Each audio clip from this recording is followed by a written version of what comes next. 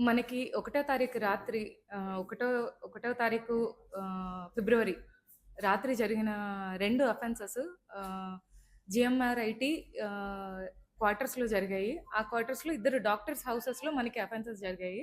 ఈ డాక్టర్స్ హౌసెస్‌లో అందులో నాగేష్ దసర్వార్ గారి హౌస్‌లో 1278 గ్రాములు, అలాగే ఇంకొక హౌస్‌లో 245 గ్రాముల వరకు మనం గోల్డ్ అందులో పోవడం జరిగింది.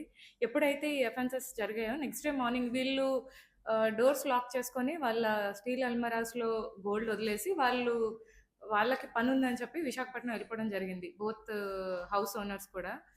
ఇన్‌మేట్స్ అబ్సెన్స్‌లో ఈ అఫెన్స్ జరిగింది. అయితే ఎప్పుడైతే నెక్స్ట్ డే మార్నింగ్ వచ్చి వాళ్ళు చూసుకొని ఇలా వాళ్ళ ఇంట్లో అఫెన్స్ జరిగిందని తెలిసిందో వాళ్ళు మనకి రిపోర్ట్ చేయడం జరిగింది. వెంటనే మన ఎస్పీ గారు టీమ్ అక్కడికెళ్ళడం, తర్వాత ఒక నలుగురు సిఐలు ఎస్ఐస్‌తో 12 మంది ఎస్ఐస్‌తో 4 టీమ్స్ ఫార్మ్ చేశారు.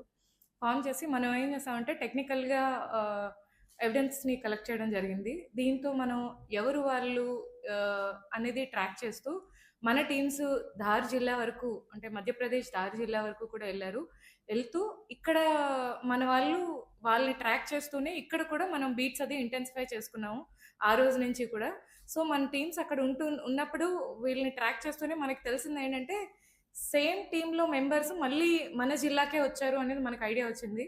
దాంతో మన వాళ్ళు ఎప్పుడైతే రాత్రి బీట్ సిస్టమ్‌ని ఇంటెన్సిఫై చేశారో, ఈరోజు ఎర్లీ మార్నింగ్ మనం వాళ్ళని ఐడెంటిఫై చేసి పట్టుకోవడం జరిగింది. పట్టుకున్న తర్వాత వాళ్ళ దగ్గర మనం, అంటే అందులో ఒక భాగమైన 470 గ్రామ్స్ వాళ్ళ దగ్గర మనం సీజ్ చేసాం. సీజ్ చేసి ఈరోజు అరెస్ట్ చూపించడం జరిగింది వాళ్ళని. వీళ్ళు అఫెండర్స్ అందరూ కూడా ధార్ జిల్లాకి, మధ్యప్రదేశ్‌కి సంబంధించిన వాళ్ళు. వీళ్ళ ఫీచర్స్‌ని బట్టి లేదా వీళ్ళు అఫెన్స్ చేసే విధానాన్ని బట్టి మనం ధార్ గ్యాంగ్ అని నిర్ధారించుకున్న తర్వాత మన టీమ్స్ అక్కడికెళ్ళి కష్టపడి వాళ్ళని పట్టుకోవడం జరిగింది. ఇందులో 470 గ్రాములు రికవర్ చేశారు. ఇంకా దాదాపు 1000 గ్రాముల వరకు రికవరీ ఉంది. మిగతా అఫెండర్స్ ఎవరైతే ఉన్నారో వాళ్ళని కూడా మనం ట్రాక్ చేస్తున్నాము. వాళ్ళని పట్టుకున్నాక మిగతా వాళ్ళ దగ్గర ఉన్న ఏదైతే గోల్డ్ ఉందో వాళ్ళ దగ్గర నుంచి రికవరీ చేసుకుంటాం.